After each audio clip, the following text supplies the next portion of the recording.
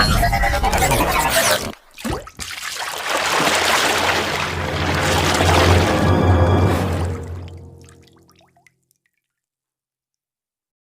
दोस्तों, मैं the Ashoka academy channel से विकास कुमार आप सबका बहुत बहुत स्वागत करता हूं। दोस्तों, आज हम लोग पढ़ने वाले हैं सौरमंडल के बारे में।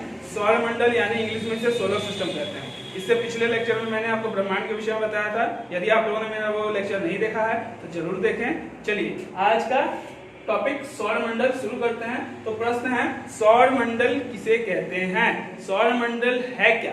तो सौरमंडल सूर्य के चारों ओर चक्कर लगाने वाले, सूर्य के चारों ओर चक्कर लगाने वाले ग्रहों, उपग्रहों, आकाशीय पिंडों, उल्काओं, क्षुद्र ग्रहों, बौने ग्रहों के समूह को ही सौरमंडल कहा गया है। अब सौरमंडल इसका नाम क्यों पड़ा? क्योंकि सौरमंडल में सौर जो सूर्य है वह इसका प्रधान होता है। और प्रधान होने का मतलब यह है कि इससे प्रकाश उत्सर्जित होती है। और ये प्रकाश उत्सर्जित कैसे होती है ये मैं आपको आगे बताऊंगा।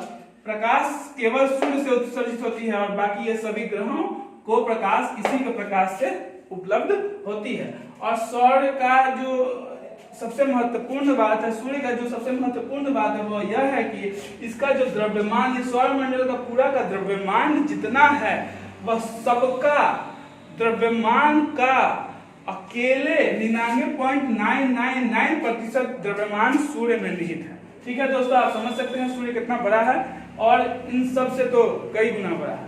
तो चलिए, अब सूर्य के केंद्र को क्या कहते हैं?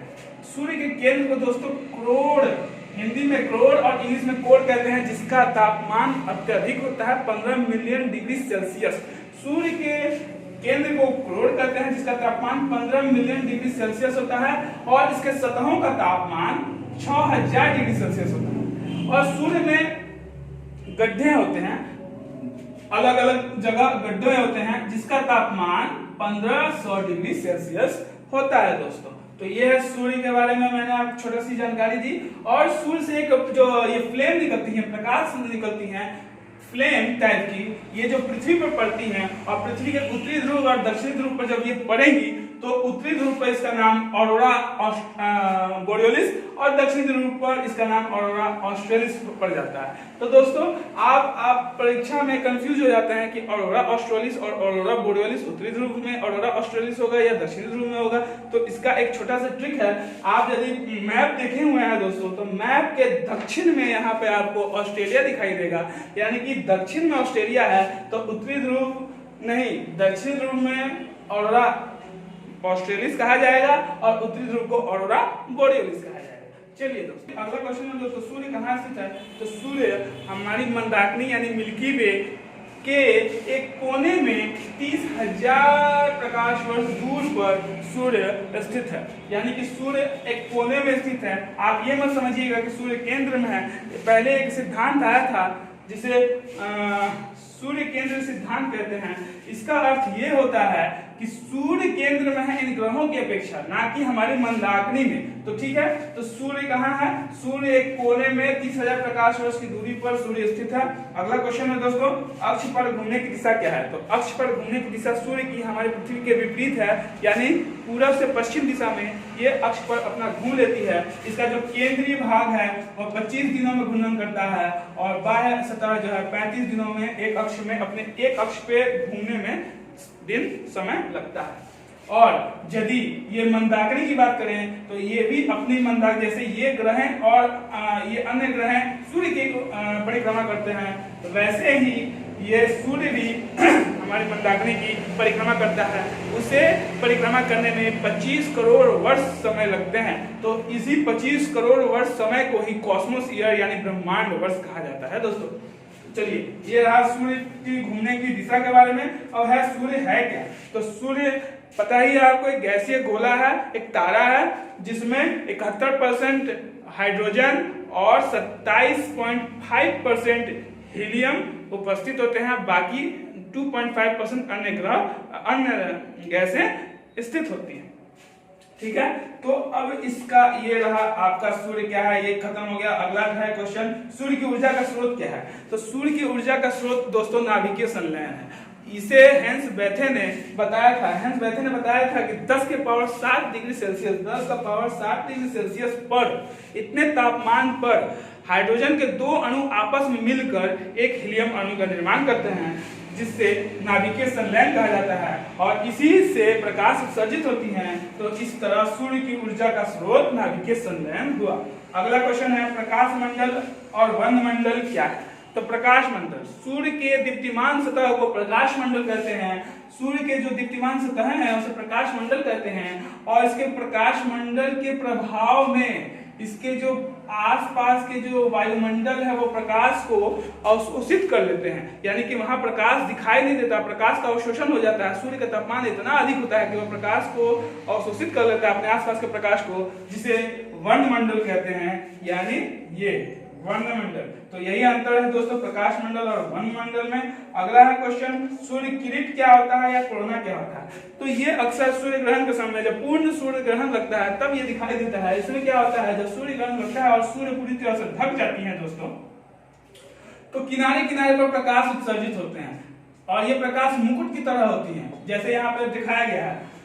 ये जो मुकुट है इसे ही कोरोना या सूर्य किरीट कहा जाता है। अभी जो कोरोना बीमारी चल रही है वह इसी के नाम पर चल रही है और उसका जो आकार होता है लगभग ये सूर्य किरीट के ही आकार का होता है, इसलिए उसका भी नाम कोरोना में पड़ा दोस्तों। चलिए अगला सवाल, सूर्य की उम्र, सूर्य 5 बिलियन वर्ष का हो चुका है दोस्तों, यानी एक वैज्ञानिक का अनुमान है कि 5 बिलियन वर्ष का सूर्य हो चुका है दोस्तों और इसका जो व्यास है 13,92,000 किलोमीटर इसका व्यास है, जो पृथ्वी के व्यास से 110 गुना बड़ा है और पृथ्वी से 13 लाख गुना बड़ा भी।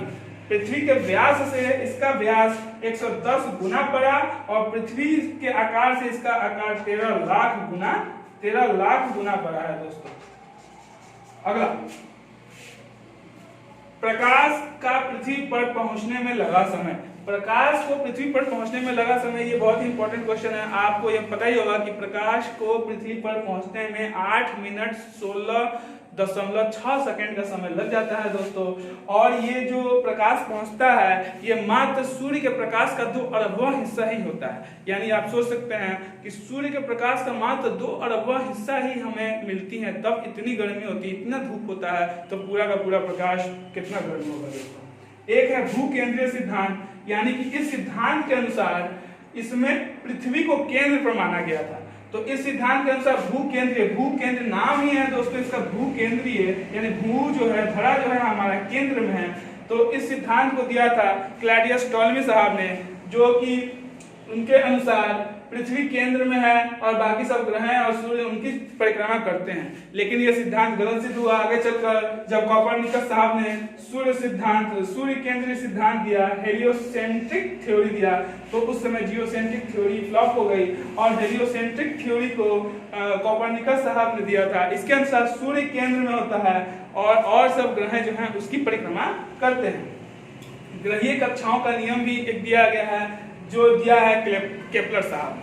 तो चलिए ये हो गया आपका आज का सारा क्वेश्चन। अब इसमें मैं आपको कुछ ऐसा इंपॉर्टेंट चीज बताऊंगा जो आपको याद करने में आसानी होगी। एक मैं ट्रिक देता हूं, ये जो विभिन्न ग्रह हैं ये किसी न किसी कारण के लिए जाने जाते हैं। जैसे कि हमारा शुक्र ग्रह चमकीला होता है, पृथ्वी नीला होता है, मंगल लाल होता है, जुपिटर पीले होते हैं, पीला कलर का होता है, शनि काले रंग का होता है, अरुण हरा रंग का होता है, मीथेन के कारण, ये आयरन ऑक्साइड के कारण, ये पानी के कारण। तो इसको याद करने का एक ट्रिक मैं आपको बताता हूं कि हम हैं नीले, हम यानी पृथ्वी, हम हैं नीले, पति है पीले, पति यानी बृहस्पति, हम हैं नीले, पति है पीले, शुक्र बहन चमकीली है, हम हैं नीले, पति है पीले, शुक्र बहन चमकीली है, और मंगल भैया लाल हैं, शनि चाचा काले, अरुण की खेत हरियाली है।